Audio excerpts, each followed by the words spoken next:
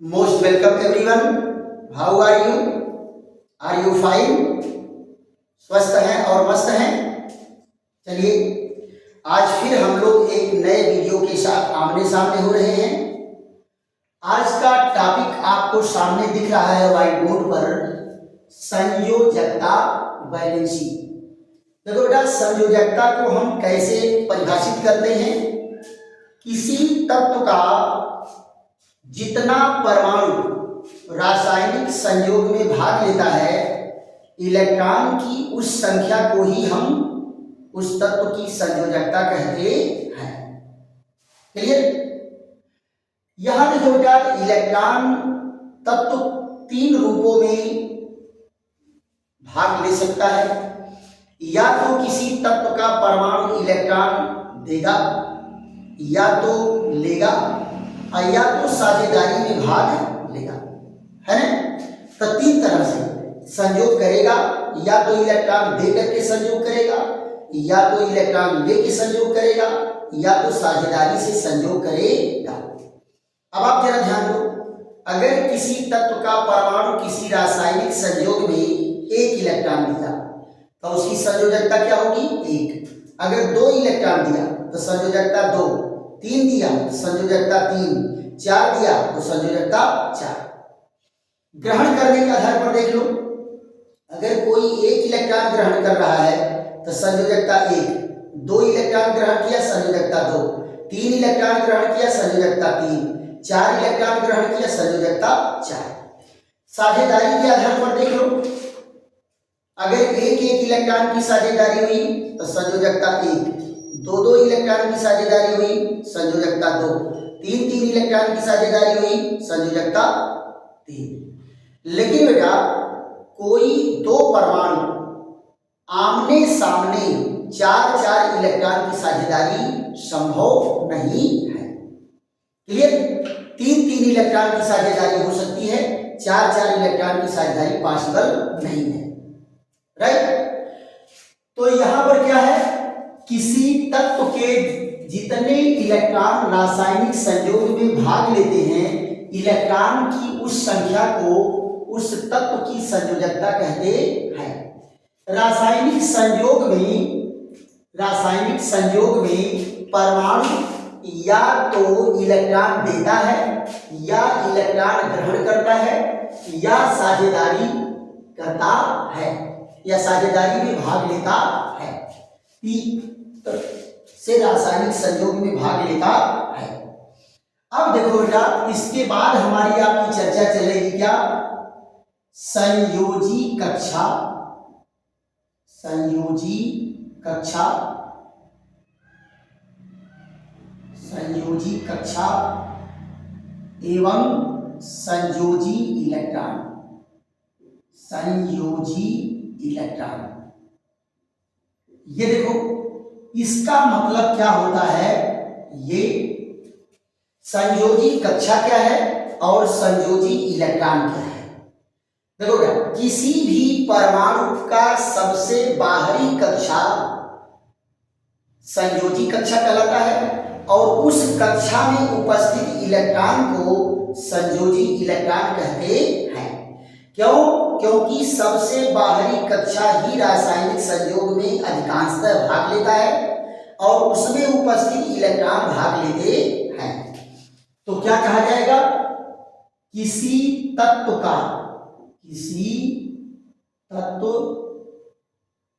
के परमाणु का, किसी तत्व के परमाणु का बाह्यतम कोश, बाह्यतम कोश, संयोजी कोश, संयोजी कोश या कक्षा भी कहते हैं, संयोजी कोश या कक्षा, तथा उसमें उपस्थित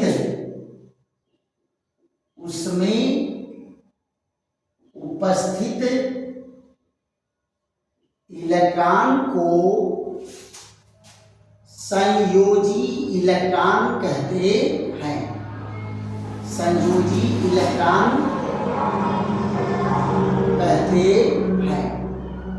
देखो बेटा, किसी तत्व के परमाणु का बाह्यतम कोश संयोजी कोश है या कक्षा है और उसमें उपस्थित इलेक्ट्रॉन को हम संयोजी इलेक्ट्रॉन कहते हैं। आइए एग्जाम्पल लेकर के देख लेते हैं। जैसे एक एग्जाम्पल है यहाँ पर, ये पहला, ये परमाणु का नाभिक है, पहली कक्षा, दूसरी कक्षा, तीसरी कक्षा, 2 इलेक्ट्रॉन, 8 इलेक्ट्रॉन, 3 इलेक्ट्रॉन। तो यहां देखो संयोजी कक्षा कौन सी होगी?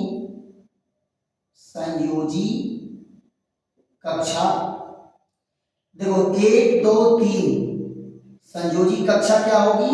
तीसरी कक्षा। तीसरी कक्षा संयोजी कक्षा है और संयोजी इलेक्ट्रॉन क्या होंगे? संयोजी इलेक्ट्रॉन कितना होगा? 3। यहां देखिए दूसरा एग्जांपल, ये परमाणु का नाभिक, पहली कक्षा, दूसरी कक्षा, तीसरी कक्षा, चौथी कक्षा, 2 8 18 और 5। तो यहां देखो संयोजी कक्षा क्या है? संयोजी कक्षा, संयोजी कक्षा कौन है? 1 2 3 4, चौथी कक्षा जो है संयोजी कक्षा है और संयोजी इलेक्ट्रॉन क्या होंगे? संयोजी इलेक्ट्रॉन होगा 5। संयोजी इलेक्ट्रॉन कितने हैं? 5। यहां देखो तीसरा एग्जांपल, ये परमाणु का नाभिक है, पहली कक्षा, दूसरी कक्षा, तीसरी कक्षा, चौथी कक्षा, 2 8 8 2। तो यहां पर भी देखो क्या है? संयोजी कक्षा। संयोजी कक्षा कौन होगा? 1 2 3 4, चौथी कक्षा संयोजी कक्षा है और संयोजी इलेक्ट्रॉन क्या होंगे?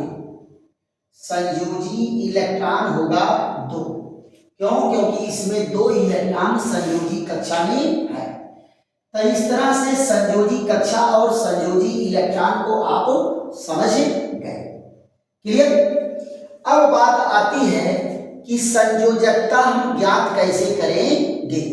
किसी तत्व की संयोजकता अगर ज्ञात करना हो तो उसको कैसे ज्ञात करेंगे, इस पर हमारी आपकी चर्चा चलिए।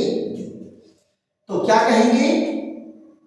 तत्व की संयोजकता, तत्व की संयोजकता, संयोजकता ज्ञात करने के नियम, ज्ञात करने के नियम।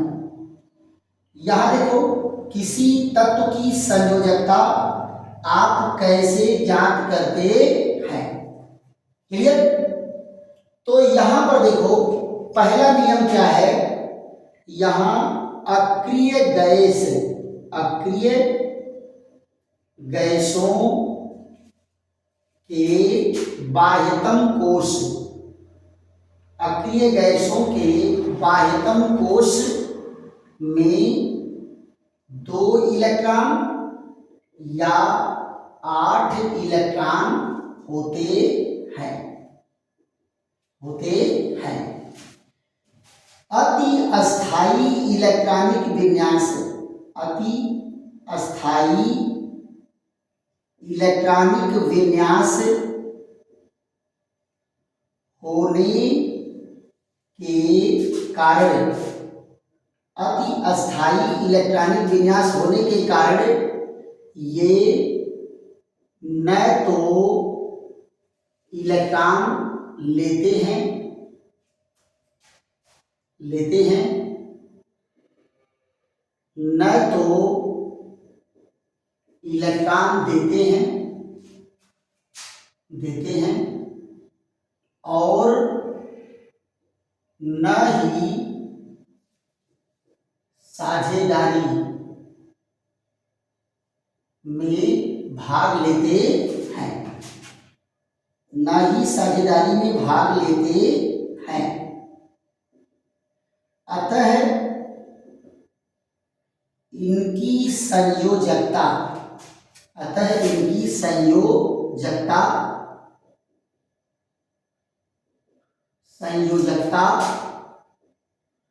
शून्य होती है। इनकी संयोजकता क्या होगी? शून्य होती है। पहला पॉइंट क्या कहेगा? अक्रिय गैसों के बाह्यतम कोश में 2 इलेक्ट्रॉन या 8 इलेक्ट्रॉन होते हैं और इनका इलेक्ट्रॉनिक विन्यास क्या होता है? अति अस्थायी इलेक्ट्रॉनिक विन्यास होने के कारण ये न तो इलेक्ट्रॉन लेंगे और न तो इलेक्ट्रॉन देते हैं और न ही साझेदारी में भाग लेते हैं। तो ये बताओ, इलेक्ट्रॉन का लेना देना, साझेदारी में भाग लेना ही तो संयोजकता है। और ये तीनों काम में से कौनों काम नहीं करेंगे तो इनकी संयोजकता क्या होती है? शून्य होती है। संयोजकता क्या होती है? शून्य होती है। तो जरा देखो, अक्रिय गैस कौन कौन है? ये है हीलियम, नियान, क्रिप्टॉन और जीनान और रेडान। ये देखो, ये क्या है? हीलियम, नियान, आर्गन बेटा बीच में छूट गया है ना? कौन होता है? तीसरे नंबर पर है आर्गन, चौथे नंबर पर क्रिप्टॉन है, पांचवें नंबर पर जीनान है और छठवें नंबर पर रेडान है। यहाँ देखो 2, 10, 18, 36, 54 और 86। इनका इलेक्ट्रॉनिक विन्यास क्या होगा? 2। ये कौन है? 2 और 8। ये कौन है? 2, 8, 8, 2, 8, 18, 8, 2, 8, 18, 18, 8। यहाँ 2, 8, 18, 32, 18, 8। देखो तो सबके बाहरी कक्षा में 8 इलेक्ट्रॉन है कि नहीं? हीलियम के बाहरी कक्षा में केवल 2 है। तो यहाँ पर देखो, ये अति अस्थायी इलेक्ट्रॉनिक विन्यास होता है। कैसा इलेक्ट्रॉनिक विन्यास है? अति अस्थायी इलेक्ट्रॉनिक विन्यास। अति अस्थायी इलेक्ट्रॉनिक विन्यास। इसीलिए इनकी संयोजकता क्या होती है? इनकी संयोजकता शून्य होती है। राइट? तो ये पहला नियम है कि सभी अक्रिय गैसों की संयोजकता सामान्य कंडीशन में 0 होती है। तो फट से इनका स्क्रीनशॉट ले लीजिए और या तो इनको वीडियो रोक करके भी आप आराम से नोट कर सकते हैं। तो क्या करेंगे कि इनको हम लोग इरेज करके फिर आगे बढ़ते हैं। दूसरे पॉइंट में क्या कहा गया बेटा? किसी तत्व के परमाणु के बाह्यतम कोश में यदि 1, 2, 3, 4 इलेक्ट्रॉन हो, 1, 2, 3, 4 इलेक्ट्रॉन हो तो उनकी संयोजकता भी क्रमशः 1, 2, 3, 4 होती है। क्लियर? अगर बाहरी कक्षा में 1 इलेक्ट्रॉन है तो उसकी संयोजकता क्या होगी? 1 होगी। अगर बाह्यतम कोश में 2 इलेक्ट्रॉन है तो उसकी संयोजकता 2 होगी। बाह्यतम कोश में अगर 3 इलेक्ट्रॉन है तो उसकी संयोजकता 3 होगी। राइट? और अगर बाह्यतम कोश में 4 इलेक्ट्रॉन है तो उसकी संयोजकता 4 होगी। राइट? तो आप जरा यहां देखो, दूसरे पॉइंट में क्या कहा गया है? यदि तत्वों के बाह्यतम कोश में क्रमशः 1, 2, 3 व 4 इलेक्ट्रॉन हो तो उसकी संयोजकता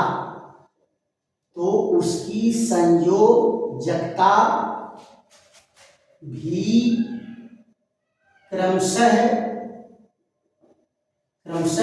1, 2, 3 व 4 होगी।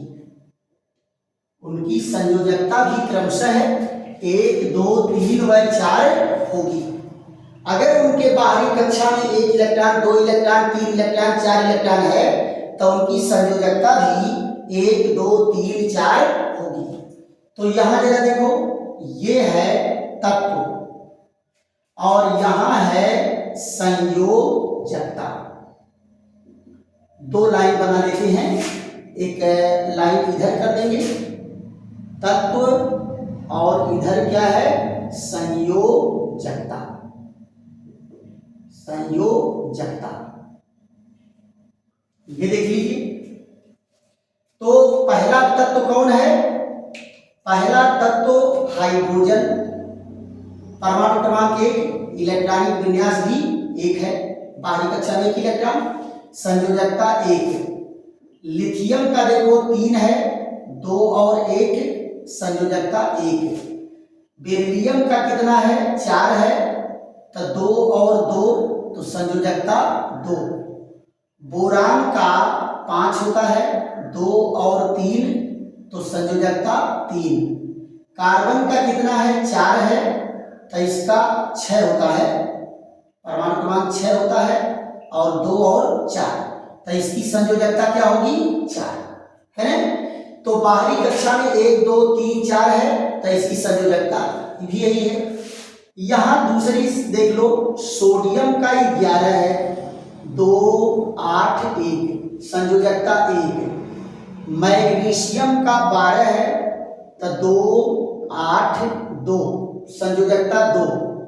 एल्युमिनियम का 13 है, तो 2, 8, 3 संयोजकता 3। यहां देखिए सिलिकॉन का 14 है, तो 2, 8, 4 संयोजकता 4।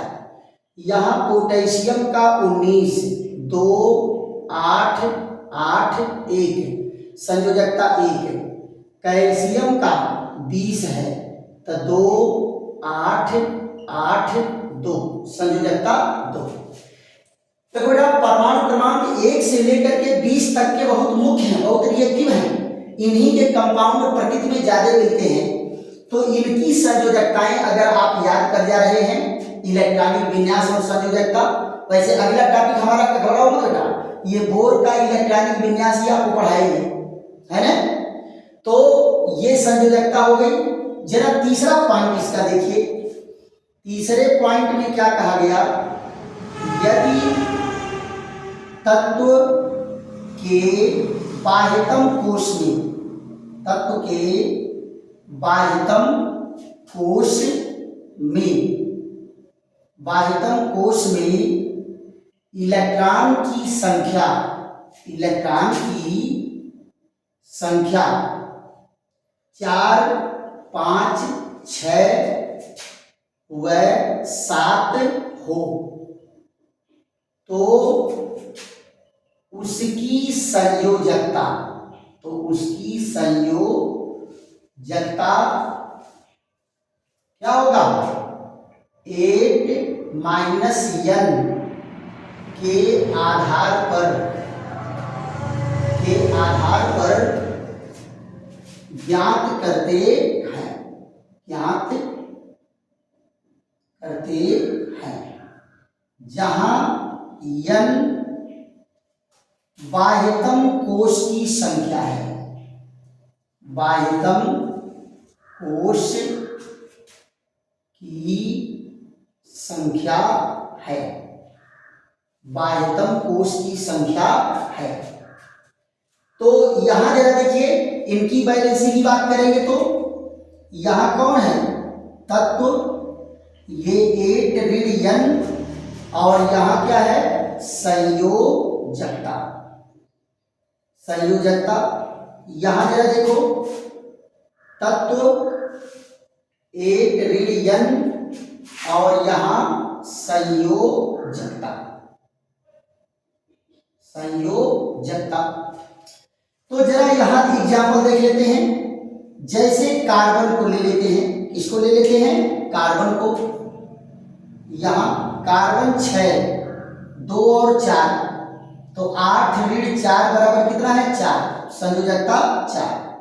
यहां देखिए नाइट्रोजन 7, 2 और 5 तो 8 माइनस 5 कितना हो गया 3, संयोजकता 3। ऑक्सीजन का ले यहाँ 8, 2 और 6, तो 8 में से 6 जाए 2, तो संयोजकता 2। यहाँ फ्लोरीन का ले लेते हैं 9, तो क्या हो जाएगा ये 2 और 7, तो यहाँ देखो 8 माइनस 7 1, संयोजकता 1। यहाँ जरा नियम का देख लो, इस नियम के आधार पर 2 और 8, तो 8 में से 8 जाए 0, तो इस नियम से भी नियम की संयोजकता क्या हो गई 0 हो गई। वैसे ही यहाँ जरा देखो सिलिकॉन 14, 2 8 4, 8 ऋण 4 बराबर 4, संयोजकता 4। फास्फोरस का देखो 15, 2 8 5, 8 ऋण 5 बराबर 3, संयोजकता 3। सल्फर का देखो 16, 2 8 और यहाँ 6, 8 ऋण 6 बराबर 2, संयोजकता 2। यहाँ देखिए क्लोरीन 17, 2 8 7, 8 ऋण 7 बराबर 1, तो ये क्या हो गया 1। यहाँ क्या है आर्गन 18, 2 8 8, तो 8 ऋण 8 बराबर क्या है 0, वैलेंसी क्या हो गई 0। तो आर्गन का इस नियम से भी वैलेंसी क्या हो गई 0 हो जाती है। क्लियर। तो आप अगर 4 5 6 7 है तो 1 ऋण n के आधार पर वैलेंसी निकाल लेंगे, और 1 2 3 4 है तो ही उसकी वैलेंसी होगी, राइट। तो इसको भी बेटा फट से स्क्रीनशॉट लीजिए, स्क्रीनशॉट लीजिए या वीडियो को रोक करके भी आप कर सकते हैं। एक लास्ट पॉइंट है बेटा, वो परिवर्ती संयोजकता शो करते हैं। कैसे परिवर्ती संयोजकता शो करेंगे, इस पर हम लोग चर्चा करेंगे कि कुछ तत्व तो ऐसे होते हैं जिनकी संयोजकता 1 से अधिक होती है। जैसे आयरन को देखते हैं 2 संयोजकता भी होती है, 3 भी होती है। कॉपर की 1 भी होती है, 2 भी होती है ना। मरकरी की भी 1 और 2 होती है, लेड की 2 और 4 होती है, टिन की ये होती है। वेरिएबल वैलेंसी क्यों होती है, इस पर हम लोगों की चर्चा चलेगी। तो इसमें देखो बेटा चौथा पॉइंट हमारा क्या है कि यदि किसी तत्व के परमाणु में बाह्यतम कोश के साथ साथ उसके अंदर वाली कक्षा भी अगर पूर्ण रूप से नहीं भरी है, तो कभी कभी बाह्यतम कोश के इलेक्ट्रॉन के साथ साथ उसके अंदर वाली कक्षा के इलेक्ट्रॉन भी संयोग में भाग लेने लगते हैं। तो ऐसे समय में वह तत्व परिवर्ती संयोजकता व्यक्त करता है, राइट।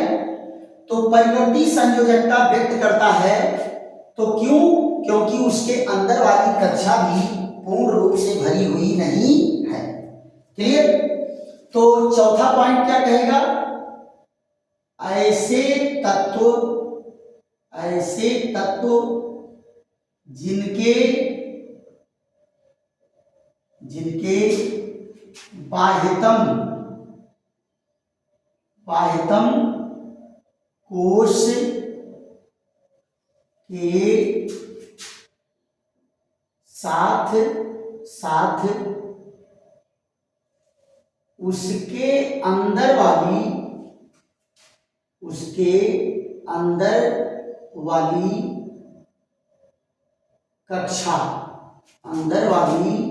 कक्षा भी पूर्ण रूप से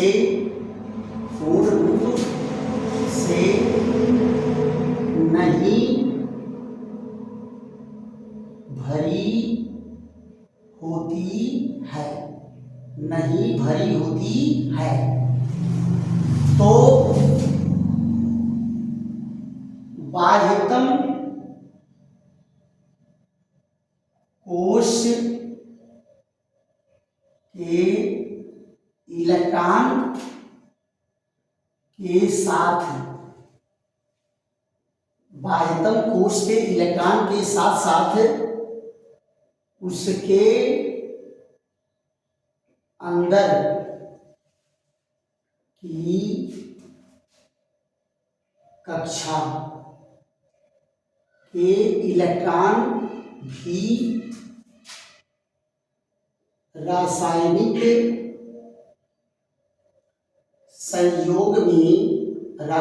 संयोग में भाग लेते हैं अतः परिवर्ती संयोजकता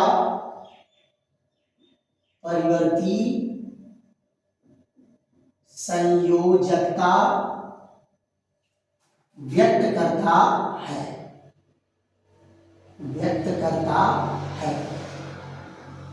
परिवर्ती संयोजकता व्यक्त करता मतलब एक से अधिक संयोजकता व्यक्त करेगा। देखिए, ऐसे तत्व जिनके बाह्यतम कोश के साथ साथ उसके अंदर वाली कक्षा भी पूर्ण रूप से नहीं भरी होती। क्लियर? तो बाह्यतम कोश के इलेक्ट्रॉन के साथ साथ उसके अंदर की कक्षा के इलेक्ट्रॉन भी रासायनिक संयोग में भाग लेते हैं, अतः परिवर्ती संयोजकता व्यक्त करेगा। क्लियर? जरा इनके एग्जाम्पल देख लेते हैं। इनका एग्जाम्पल कौन है? पहला एग्जाम्पल ये है आयरन, इसका परमाणु क्रमांक होता है 26, 2, 8, 13 है और कितना होगा? ये 14 होगा, 14 है और 2। तो यहाँ देखिए 8, 2, 10, 14, 24, 2, 26। तो पहले देखो बेटा क्या है कि ये अंदर वाली कक्षा में 18 इलेक्ट्रॉन होना चाहिए, तो ये भी नहीं भरा हुआ है, तो पहले कंडीशन में क्या होगा कि ये बाहरी कक्षा का 2 इलेक्ट्रॉन निकालेगा और ये इस पर 2 पॉजिटिव चार्ज आ जाएगा। तो क्या हो गया? 2, 8, 14 है और 0। फिर क्या करेगा? इसका भी एक इलेक्ट्रॉन भाग लेता है, तो एक इलेक्ट्रॉन ये भी निकल जाएगा, तो ये क्या हो जाएगा? Fe3 positive, 26, 2, 8, 13। ये अस्थाई इलेक्ट्रॉनिक विन्यास पा जाता है। तो आप जरा बताओ, जो कम संयोजकता होती है बेटा उसको हमेशा अस के रूप में लिखते हैं। किसके रूप में? अस के रूप में। और जो ज्यादा संयोजकता होती है उसको ईट के रूप में लिखते हैं। तो आयरन का लैटिन भाषा में क्या नाम है? फेरम। क्या नाम है? फेरम।